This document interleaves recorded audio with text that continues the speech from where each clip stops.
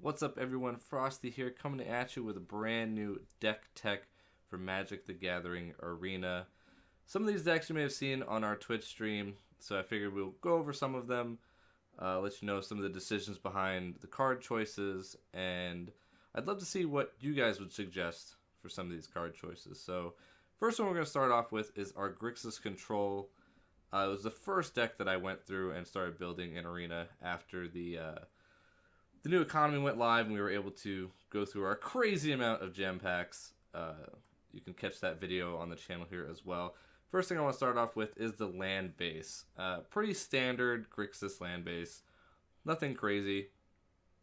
Have our basics. The greatest thing about now being able to build these decks is to get the perfect mana base. Full 4 Drowned Catacombs, full 4 Fetid Pools. Nothing crazy here. Heavy on the red, as you'll see when we go through the card choices. We need our red and black fairly early on. Not a whole lot of double blue.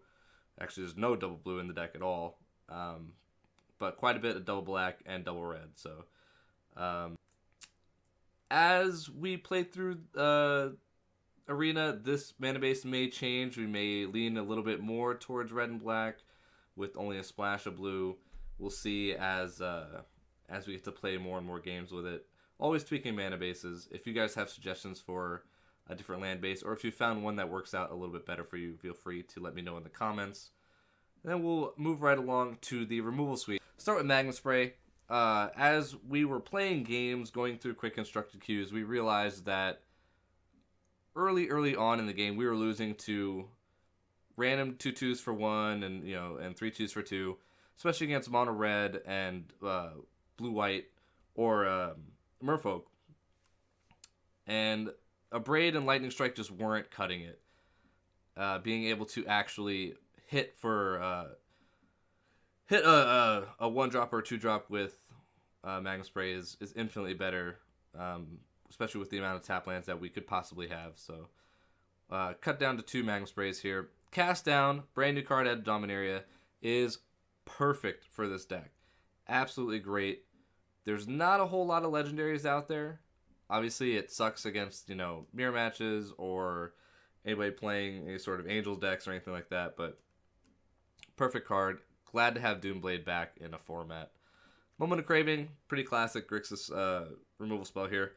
The 2 life sometimes saves you, sometimes not, but the -2/-2 is most important against vampires with the Adanto Vanguard, and is great also in similar mirror matches where they're playing a Champion of Wits. Sometimes you can get them there with that, or just cancel out the effect entirely. A Braid is, again, a pretty classic removal spell here for Grixis Control. Being able to either kill a creature or destroy an artifact.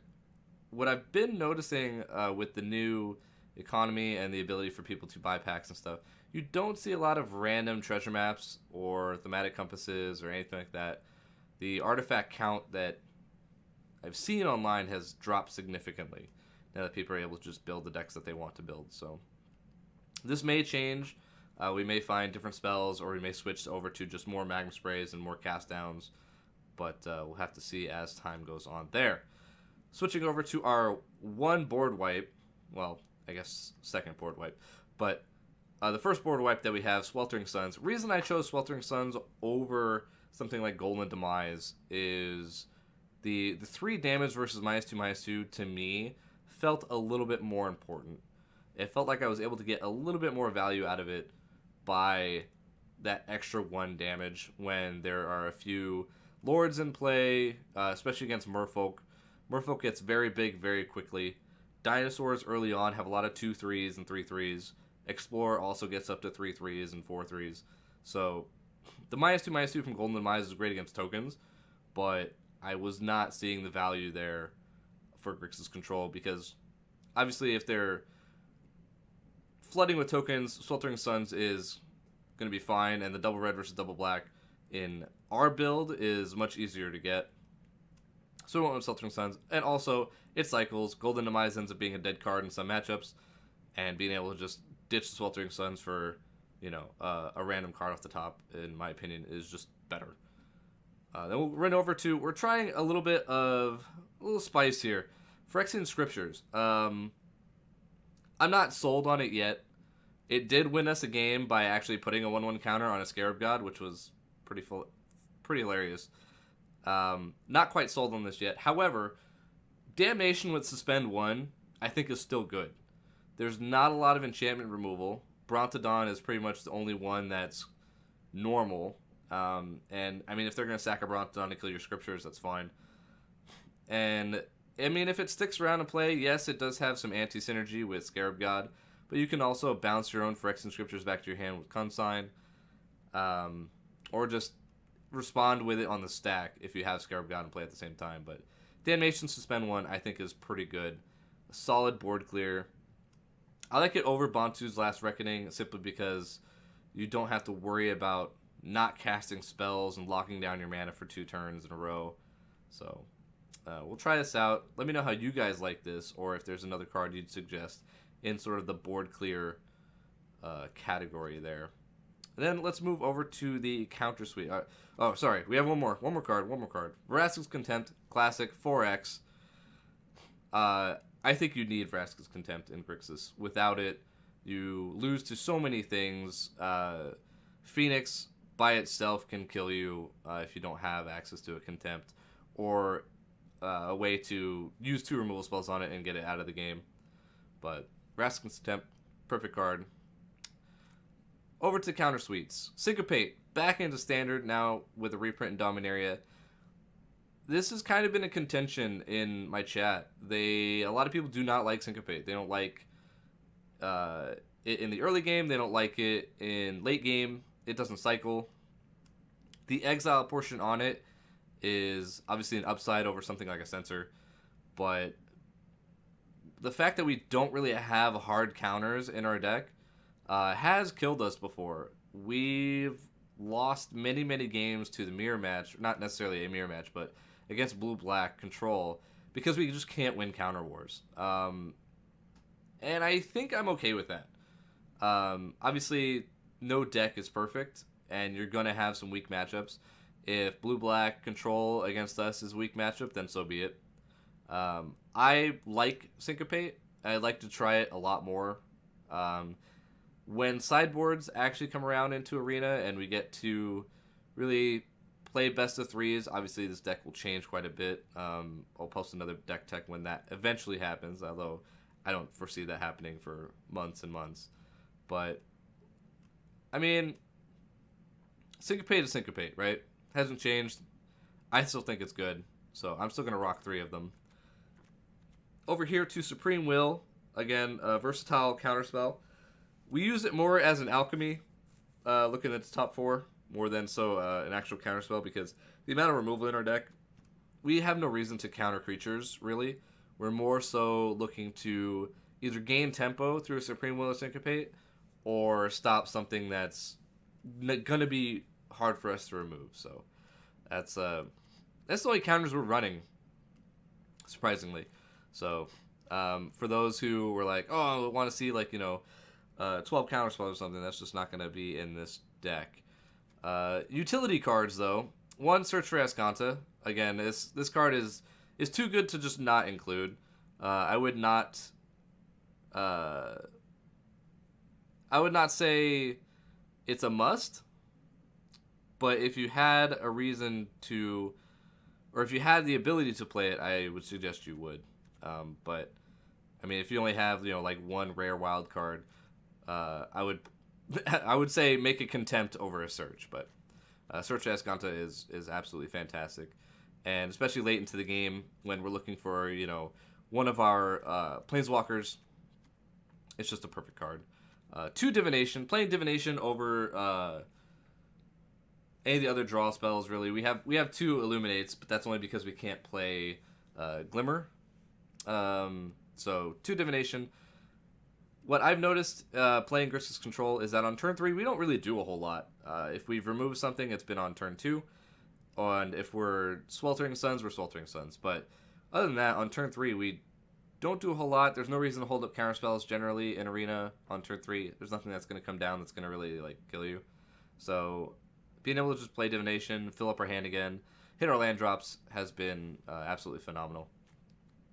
And again, talking about Illumination, cannot play Glimmer of Genius, obviously, because it is not in Arena. And this is a solid replacement for it, but those are the only real draw we have. But I've not found myself in a situation where I'm out of cards or just top decking. So I think we're okay on the draw. May include one more Divination here over like maybe a cut down on a Syncopate or cut down on a Supreme Will and play a third Divination there. But then let's go on. Oh well, let's not talk about Consign into Oblivion. Solid card, good permanent removal, and then you can create a situation where Oblivion just rips the last 2 cards out of their hand. Helps in control mirrors, also helps in situations where there are permanents that you can't quite get rid of, especially in blue-black, splashing red, where we can't really deal with enchantments too well. So if somebody plays, you know, the Explore enchantment or anything like that, Consign to Oblivion can help get rid of those. Let's move on to the big boys. The Scarab God. If you notice throughout this deck tech, we don't play any other creatures. Scarab God is only here as a 5/5 for 5 that just completely takes over the game once he hits play. We've had so many games where, especially against Mono Red or, White Green Aggro and stuff like that, where just Scarab God completely wrecks once he hits play. He is an extremely solid card, and I don't think anybody can dispute that. So, is he necessary? I would say yes. I absolutely would say that he is a necessary component in this deck. Not much to talk about when it comes to Scarab God. Moving on to Angrath, the Flame Chained. This was kind of a decision on my part to spread my threats a little bit further. Angrath seems to be ignored a lot of times when he's in play. It's pretty weird. When I'm up against aggro players and Angrath is in play, they tend to just completely ignore him, not realizing that his ultimate quickly kills them. The discard a card and lose 2 life is good because if you notice throughout this deck there's no discard really besides Oblivion. We have no targeted discard. There's no Doomfalls or anything. So ripping apart the last couple of cards out of our opponent's hand and then just ticking it up until we get to kill them with his ultimate. I have not been able to kill somebody with his ultimate yet, which disappoints me. But I think this is a solid finisher in GRIXIS Control. There have been a few asking about Liliana. I chose not to play Liliana as our deck really can't take advantage of her. There's no reason for me to be flipping cards in my graveyard. I'm not playing anything for Scarab God to value off of. We do not have access to Torrential Gear Hulk or Noxious Gear Hulk, so there's no real reason to be filling our yard. The 2/2s that she makes are kind of irrelevant, and her Reanimate can only reanimate out of your yard, so I'd choose to just go with Angrath here and just kill our opponent rather than try and play some value game. And then Big Boy Bolus, as the sole reason you play GRIXIS Control, right? Everybody wants to play Nicol Bolas. Everybody wants to kill their opponent with him. He has been pretty fantastical when he lands, if he lands. The problem is he feels a lot of times like a win more card. He feels like once he's hit play, like the game is already over. Our opponent's just waiting to die at that point. And then in Control Mirrors, obviously he just never lands. And if he does land, he is the first target for Vraska's Contempt. So, but yeah, he's pretty fantastic. I absolutely love the design of this card now. Completely takes over the game once he's in play. But that seems to be it, guys. That is GRIXIS Control. We've gone through, I believe, 5 different quick constructed queues with it. We've gotten 7 wins one time, and then there were a couple times where we just ran to 3 blue-black control decks back-to-back and just completely died. But we'll be continuing to run this through queues and tweak it along the way. If you guys have any suggestions for cards or maybe some substitutes that you've made, feel free to let me know in the comments below. I'll be checking it, and feel free to stop by the stream and check out our queues and our live games. But thank you guys for watching. Once again, my name is Frostie, and I'll see you next time.